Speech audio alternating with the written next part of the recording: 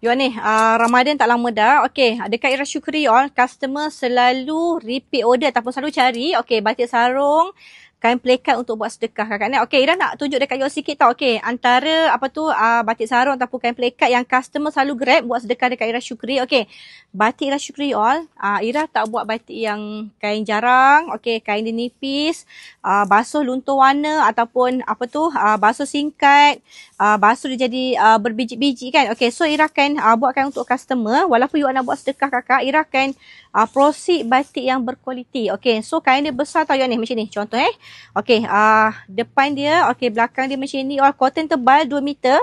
Okey, bidang 45. Okey, you all boleh campur sayang. Okey, batik sarung boleh campur dengan kain pelikat. You all boleh pilih pelikat nak gajah duduk ataupun you all nak brand mangga. Okey, so you all boleh campurkan.